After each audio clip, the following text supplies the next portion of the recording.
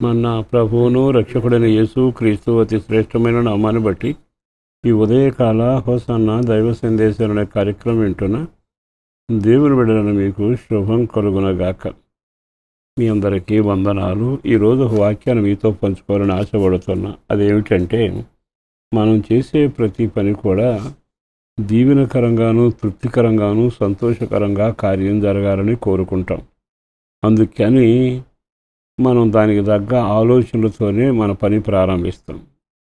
కొన్ని కార్యక్రమాలు మనం చేసేటప్పుడు మనం పాటించాల్సిన కొన్ని నియమాలు ఉంటాయి. అదే మనం తినుబండారాల విషయమైనా వ్యవహారాలైనా అంతా ఆ విధంగానే ఉంటాయి. ఓ రకంగా మీకు చెప్పాలి అంటే, మనం చేసే పనులు ఓ వంట చేయడానికి లేదా వడ్డలు చేయడానికి చేతులు శుద్ధి చేసుకుని మొదలు పెడతాం. కొన్ని కార్యక్రమాలు చేసేటప్పుడు ఇది వాడకూడదు అని నిషేధిస్తాం. అంటే అర్థం ఏంటంటే, కార్యం సఫలం కావాలన్నా అది దీవెనకరంగా మారాలి అంటే నియమ నిబంధనలతో ఉండాలి. అలాగే మనం చేసే ఆధ్యాత్మిక జీవితంలో కూడా కార్యాలు సఫలం కావాలంటే దేవుడు చెప్పిన ఒక మాట మీకు వినిపిస్తాను, జాగ్రత్తగా వినండి. అపొస్తలుడైన పౌలు కొరింథీ సంఘానికి మొదటి పత్రిక 16వ అధ్యాయం 14వ వాక్యంలో రాసి పెట్టాడు. ఏముంది? మీరు చేయు కార్యములన్నీ ప్రేమతో చేయుడి. అంటే దాని అర్థం ఏంటంటే, మన కార్యాలు సఫలం కావాలి అనుకుంటే అన్నిటికంటే దానికి ఉండవలసింది ప్రేమతో కలిసి ఉండాలి. మనం ఎప్పుడైనా సరే ప్రేమతో కార్యాలు ప్రారంభిస్తే ముచ్చటగా ఉంటాయి, ఆకర్షణగా ఉంటాయి, మృదువుగా ఉంటాయి, అనేకులకు దీవెనకరంగా ఉంటాయి. అందుకని లోపల స్వీట్లు ఉన్న పైన ప్యాకేజీ ఎంత ముచ్చటగా కనిపిస్తుంది. అది చూసి చాలా ఆకర్షణ గిఫ్ట్ ఉంటుంది. లోపల సరుకు ఏముందో కానీ ఆ గిఫ్ట్కి వాడు వేసే కవరు, స్టిక్కరింగ్ అంతా ఎంత బాగుంటుంది. అలాగే మన జీవితంలో కూడా ఏ కార్యం సఫలం కావాలనుకున్నా సరుకు మంచిదైనా ప్రేమతో చేయాలి. ప్రేమ అంటూ లేకపోతే అది మనుషులను ఆకట్టుకోదు. అందుకని యేసు ప్రభు ప్రేమమడి ఆ ప్రేమను పంచి శిలువలో రక్తం కార్చేంత వరకు శ్రమ అనుభవిస్తూ సాగుతూ వెళ్ళాడు.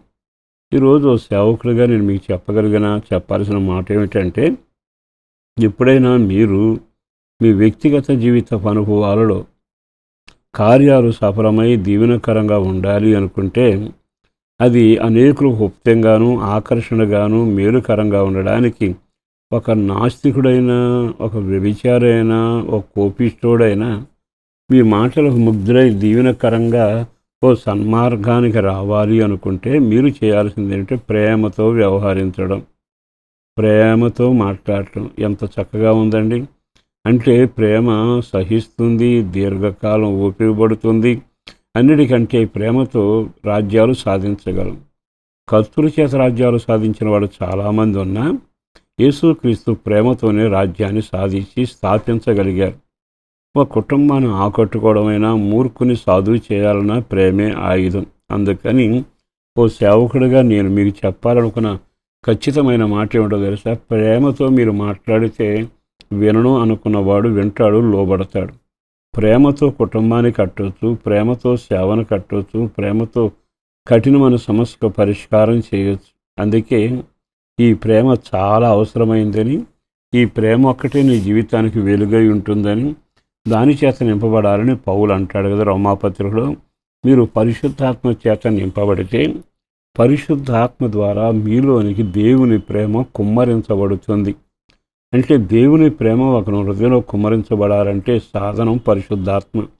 అందుకని పరిశుద్ధాత్మ సాయం కోరుకుంటే మన హృదయాల్లోనికి దేవుని ప్రేమ నిండుగా నింపబడ్డాక ఆ ప్రేమ ఒకవేళ ఎదుటి వ్యక్తి మనల్ని ద్వేషిస్తున్నా నవ్వు వస్తుంది, ప్రేమతో ఊర్చుకోవడమే తప్ప ద్వేషించాలని మనసు కలగదు. కారణం ఏంటంటే ప్రేమ అంత ప్రభావం కలిగింది. ఒకవేళ ఒక మనిషి కొరకు చనిపోవడానికైనా, అంటే భరించడానికైనా ప్రేమ ముందుకు వస్తూనే ఉంటుంది. ఎరగని విషయాలు, తెలియని విషయాలు కాదుగా.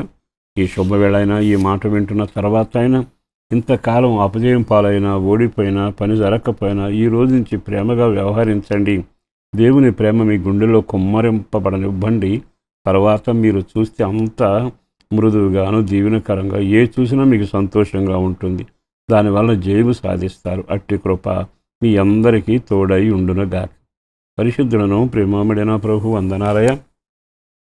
అపారమైన నీ ప్రేమను బట్టి ధన్యవాదాలు. చేసిన మేలు కొరకు వందనాలు. చేయబోతున్న కార్యాల కొరకు వందనాలు. మహిమ పొందండి, అద్భుతం జరిగించండి. కృపాబహుళి అని కీర్తి కలిగినట్లు హస్తపుండలో భద్రపరిచి క్షేమాన్ని కలుగు చేసి పేరు పేరున బిడ్డలను దీవించండి. ఆరోగ్యం, నెమ్మది, క్షేమం, రక్షణ, ప్రార్థనా జీవితం, కష్టార్జితాన్ని దీవెనకరంగా మార్చి ఆ కుటుంబాలు ఆశీర్వాదకరంగా చేయమని అట్టి ఘనకార్యం చేస్తున్నందుకు వందనాలు చెల్లిస్తూ యేసు శక్తి కలిగిన నామాన ప్రార్థించి వేడుచున్నాం తండ్రి. ఆమేన్.